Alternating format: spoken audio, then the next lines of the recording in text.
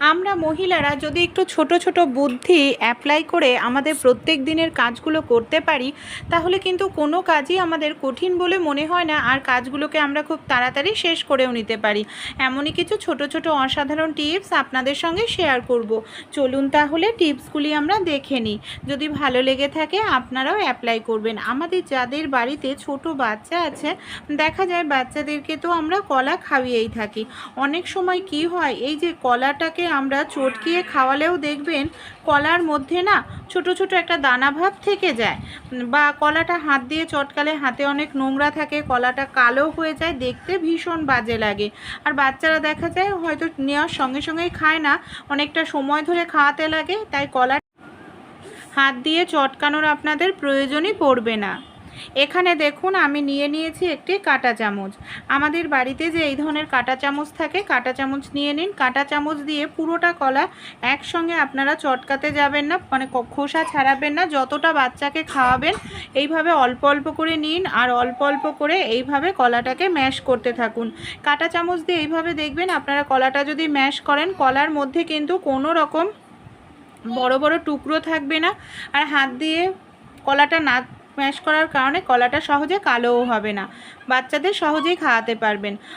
আমরা অনেক সময় কোথাও যখন কেনাকাটি করতে যাই, দেখবেন হয়তো আমরা টাকার ব্যাগটা নিয়ে যেতে ভুলে যাই, কিন্তু ফোন কিন্তু আমাদের কম বেশি প্রত্যেকেরই সঙ্গে থাকেই। তাই টাকার ব্যাগ যদি আপনারা নিয়ে ভুলে যান নিয়ে যেতে, একটি কাজ করে রাখবেন, তাহলে এমার্জেন্সির সময় আপনাদের আর অসুবিধার মধ্যে পড়তে হবে না। ফোন আমাদের কম বেশি প্রত্যেকেই থাকে, ফোনের কভার আমরা ব্যবহার করেই থাকি।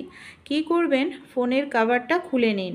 তারপর ফোনের যে কভারের পেছন দিকটায় আপনারা এইভাবে, মানে যে পরিমাণ টাকা, আপনারা কিছু টাকা ফোনের কভারের পেছন দিকটায় রেখে দিন।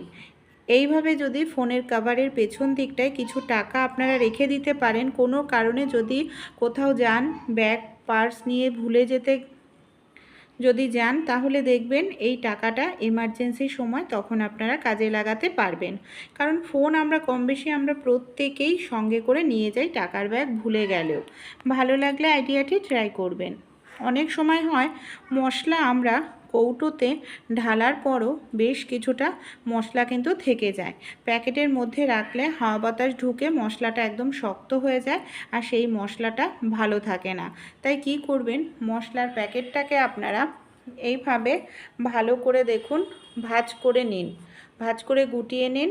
যতটা মশলা আছে ততটা পর্যন্ত গুটিয়ে নিয়ে এইভাবে একটি ক্লিপ দিয়ে মশলাটাকে আটকে রাখুন। এইভাবে ক্লিপ দিয়ে আটকে রাখলে হাওয়া বাতাস ঢুকবে না, মশলাটা অনেক দিন আপনাদের ভালো ফ্রেশ থাকবে। নেল পালিশ আমরা মহিলারা কম বেশি প্রত্যেকেই পরে থাকি।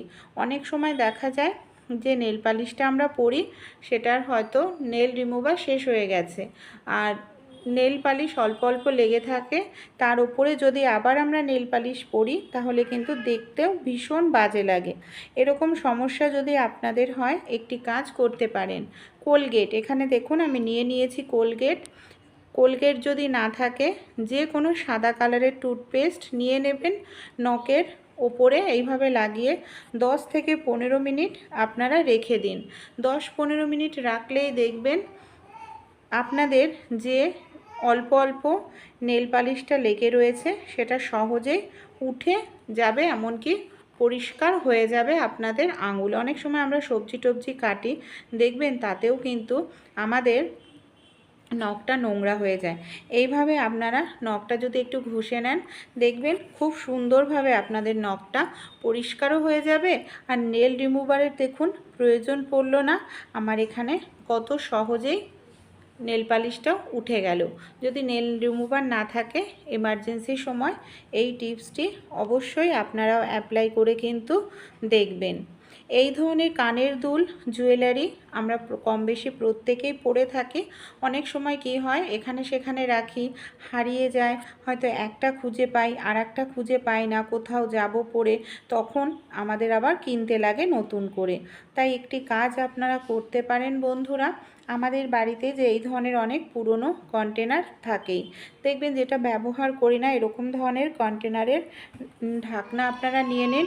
ঢাকনাটাকে আপনারা এখানে এইভাবে ত্রিকোণ করে কেটে নিন। দেখুন ঢাকনাটাকে এখানে আমি এইভাবে ত্রিকোণ করে কেটে নিচ্ছি।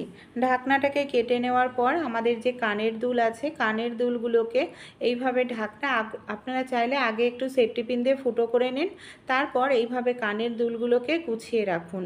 এতে কি হবে, কানের দুল আপনাদের হারাবে না, একই সঙ্গে থাকবে যখন যেটা প্রয়োজন। আর এইভাবে রাখলে গোছানোও থাকবে, আর একটিও কানের দুল কিন্তু আপনাদের হারাবে না। দেখুন কানের দুলগুলোকে আমি এইভাবেই কত সুন্দর করে গুছিয়ে রাখছি। এবার একটি কন্টেনারের মধ্যে ভরেও রাখবো, তাহলে কানের দুলের মধ্যে হাওয়া বাতাস লাগবে না, আর সহজেই কানের দুলগুলো অনেক বছর আমরা ইউজ করতে পারবো। আপনারা কখনো এইভাবে হাতের আঙুলের মধ্যে ব্যবহার করে দেখেছেন জামা কাপড়ের ক্লিপ? কেন আমরা হাতের আঙুলে জামা কাপড়ের ক্লিপ ব্যবহার করব? আমরা মহিলারা কম বেশি প্রত্যেকেই নেল পালিশ পরে থাকি। অনেক সময় দেখা যায় আমরা ঠিকঠাক মতো নেল পালিশ পরতে পারি না, বা তাড়াহুড়োতে নেল পালিশ পরি, নখের সাইডে নেল পালিশগুলো লেগে যায়, যেটা সহজে উঠতে চায় না, দেখতেও ভীষণ বাজে লাগে। আবার আমাদের নেল রিমুভার দিয়ে সেটা পরিষ্কার করতে লাগে, আর নেল রিমুভারের দামটা কিন্তু অনেকটাই বেশি। তাই কোনো রকম নেল রিমুভারের প্রয়োজন পড়বে না।